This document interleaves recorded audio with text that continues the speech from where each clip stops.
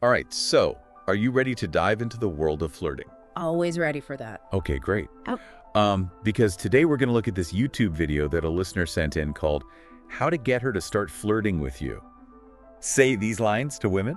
Oh, interesting. Yeah, so we're going to break down some of the techniques that this video suggests. You know, I think this is going to be really insightful because a lot of times these kinds of videos, they focus on specific lines, almost like a script, right? Yeah. But I think what's more important is understanding the broader principles at play. The psychology. Exactly. Psychology, the dynamics you're trying to create. It's about sparking attraction and encouraging interaction. So it's less about memorizing those cheesy pickup lines. Right. And more about understanding the deeper principles. Exactly, yeah.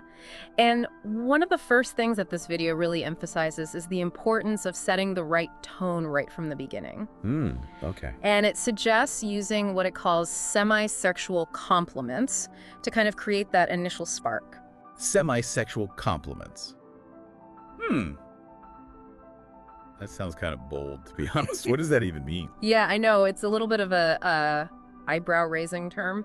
But basically, it's about finding that sweet spot between a generic compliment and something that's overtly suggestive. Okay. So think of it as a compliment with a little bit of spice. Extra spice. Little extra spice, exactly. So instead of saying, you look nice today, which is kind of bland, Right. you go for something more specific, a little bit more suggestive, like, wow, that dress was made for you. Okay, so it's about being specific and hinting at that attraction without being too direct. Exactly. Huh. Exactly. It's all about suggestion. Okay. I can see how that might make someone feel seen and special, but doesn't it also risk coming across as, I don't know, a bit too forward? That's a valid concern, right? You don't want to make someone uncomfortable. Right. But it really comes down to confidence and delivery. If you deliver these compliments with like a playful, confident energy, as opposed to a creepy or a desperate vibe, it can be very effective. Okay, so it's all about nuance. Confidence, not creepiness. Exactly. Okay, got it. But is there any actual science behind why these semi-sexual compliments might work?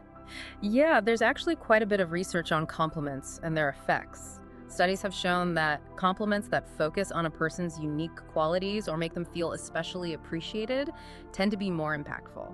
So it's not just about flattery, it's about making them feel special. Exactly. It's about appealing to that deeper psychological need for validation and recognition. We all want to feel seen and appreciated for who we are. That's fascinating. So we've talked about setting a flirtatious tone with those compliments. What's next in this flirting playbook? So the video then goes into the power of questions, specifically what they call flirty questions. Okay. And they break it down into two categories. Light and playful questions, which are meant to spark curiosity, Okay. and then deeper, more revealing questions to build intimacy. Okay. I'm intrigued. Let's say you're at a party. You've just struck up a conversation with someone who seems interesting. What are some examples of those light and playful questions that could get the flirtation flowing? Sure. So they suggest things like, what do you find most attractive in a person? Or, what's your idea of a perfect first date? Fun, engaging, but they also subtly suggest a romantic interest. Okay, so it's like you're planting a seed, but, not being too obvious about it. Right, exactly. Kind of testing the waters, seeing if there's a mutual interest. But what about those deeper, more revealing questions? When's the right time to bring those into the mix? You wouldn't want to scare someone off, right? No, absolutely not. You've got to be mindful of the timing and context. The video even acknowledges that those deeper questions, like what's the most spontaneous thing you've ever done, or what's something those people don't know about you, those are better saved for when you've already built some rapport. Okay, it makes sense to gradually increase the depth and intimacy as you get to know someone better. But what if someone seems hesitant to answer a question?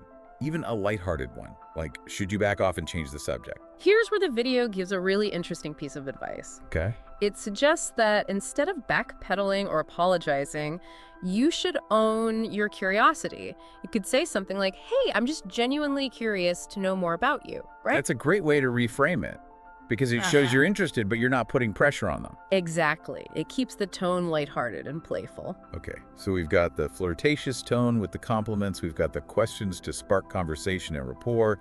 What other flirting gems does this video offer?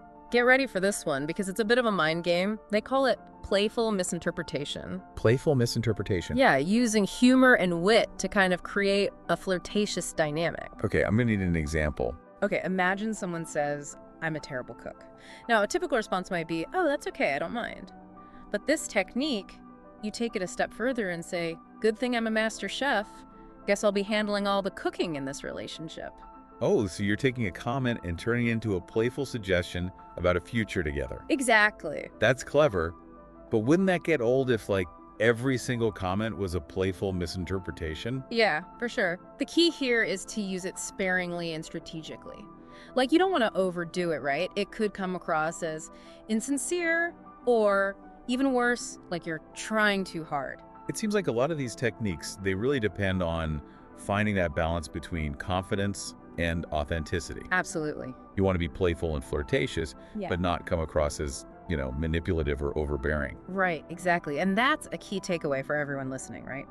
Flirting should be a fun and enjoyable experience for both people involved. Right. It's not about playing a game or manipulating someone into liking you. It's about genuine connection. Okay, so true. But let's face it, real-life interactions, they're not always smooth sailing, right? No, they're not. What about those moments of hesitation or uncertainty that kind of inevitably pop up in conversations? How do you handle those without losing momentum? That's a great question, and it's one that the video actually addresses. It emphasizes the importance of staying calm and collected, even if things don't go exactly according to plan. Okay, so let's say you've been using these techniques, you're feeling good, the conversation is flowing, and then suddenly, boom, you hit a wall. It happens. The other person seems hesitant or withdrawn. What's the best way to navigate that without appearing like pushy or desperate? Well, the video suggests acknowledging the hesitation, but not making a big deal out of it. Like, if they seem uncomfortable answering a question, you could say something like, no worries, it was just a thought. What are you thinking about right now? I like that. It shows you're aware of their cues, but you're also keeping things light and playful. Exactly. Okay, so we've covered setting that flirtatious tone, using questions strategically, Right. handling those moments of hesitation. What's next in our deep dive into this flirting playbook? Well, now that we've gone over some of those foundational techniques, Right.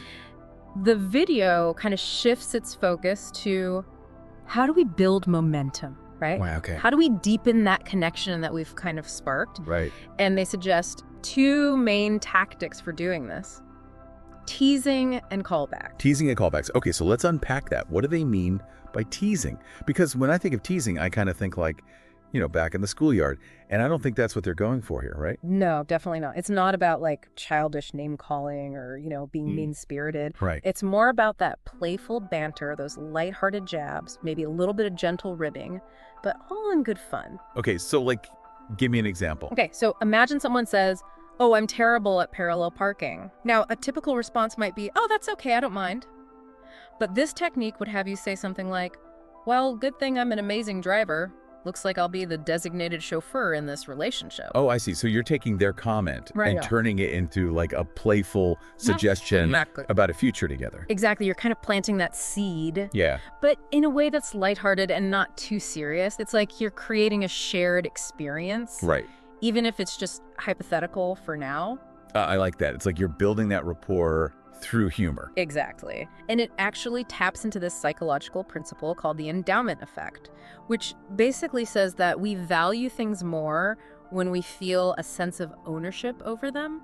Oh, interesting. So by kind of playfully introducing the idea of a relationship, Yeah. even in a teasing way, Right. it can subtly create a sense of connection and possibility. Oh, that's clever. So teasing is about using humor to kind of build a shared experience, potentially a shared future. What about callbacks? How do those work? So callbacks are all about showing that you're paying attention, that you're really listening to what the other person is saying, and creating a sense of continuity in the conversation. Right.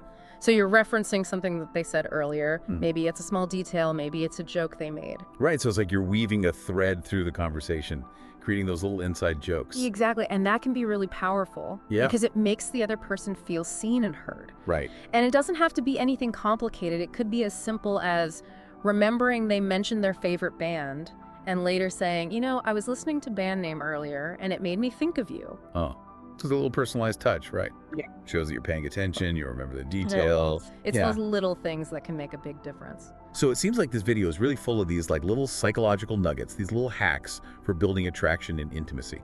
Yeah, it's pretty interesting how they break it down like that. But I'm curious, does it address that final step? Like, how do you go from flirting and banter to actually taking things to the next level? So that's where the video's final stage comes in, what they call the art of escalation. Okay. And they suggest two main methods for moving beyond the initial flirting and building a more intimate connection. All right, lay it on me. What are these two methods? I'm ready to escalate. Okay, so the first method is all about shifting from those more lighthearted, playful compliments to something a bit more deeper and meaningful. Okay.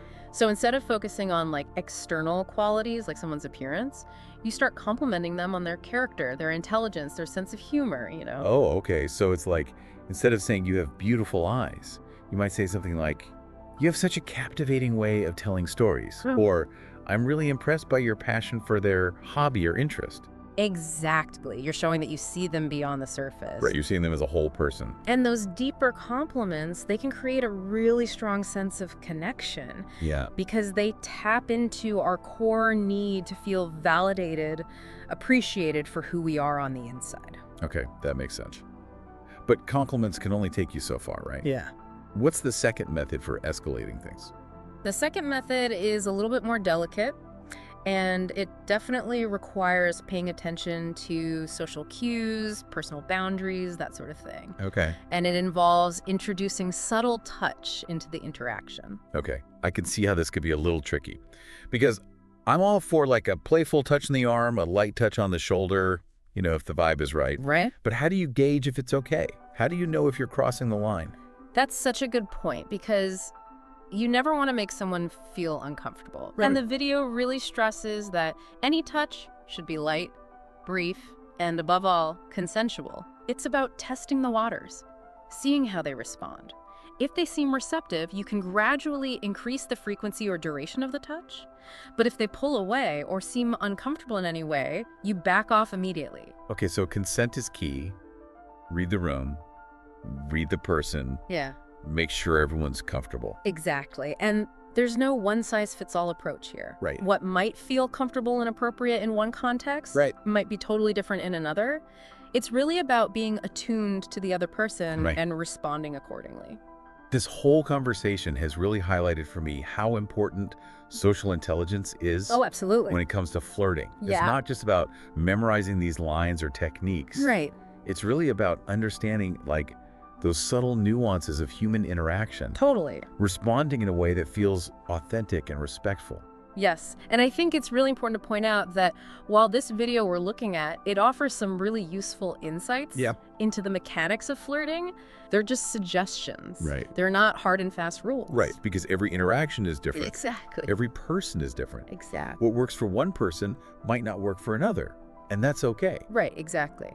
The most important thing is to find your own authentic style of flirting. Right, be yourself. Exactly. One that feels good and genuine to you. Okay, I like that.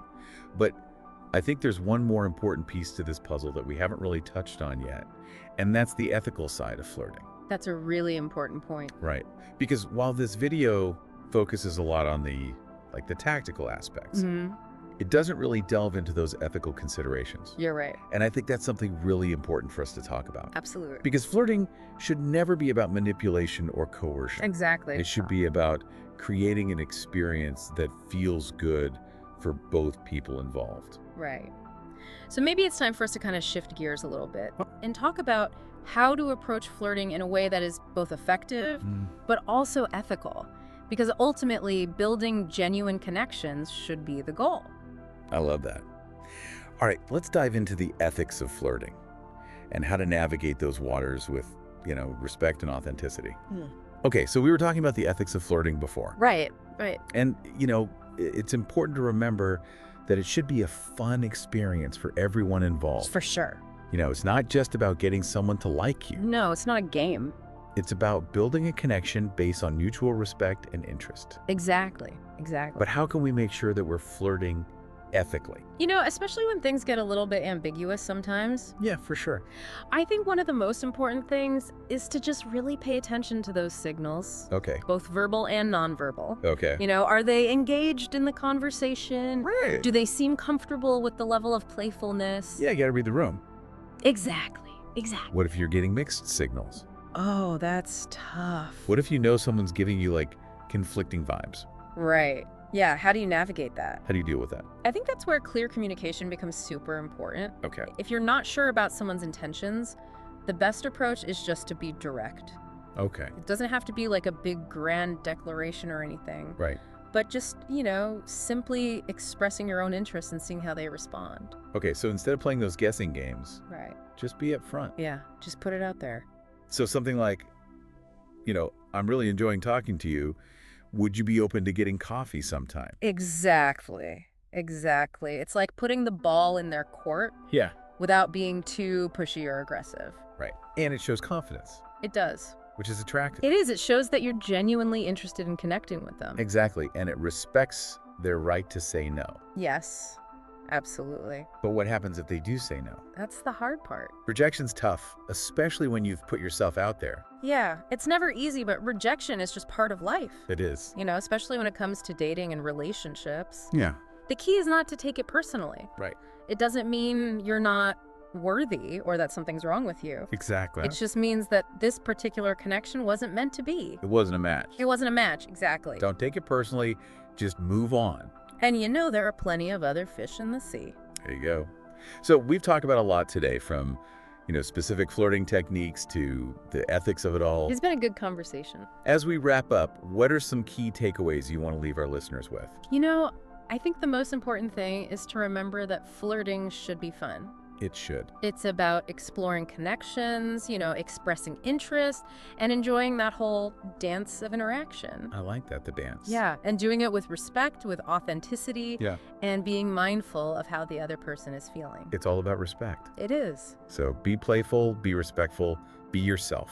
And remember, there's no one right way to flirt. No, definitely not. What works for one person might not work for another, and that's totally fine. Exactly. The most important thing is to find what feels genuine and authentic to you. That's it. Find your own style. So listeners, go out there and flirt. Have fun with it. Be confident, but be kind. Be respectful. And you never know what might You happen. never know, you might just make a connection. Exactly. And if things don't work out, it's okay. Just dust yourself off and try again. There you go, that's great advice. All right, that's all from us today. That's it for our deep dive on the art of flirting. Thanks for listening, everybody.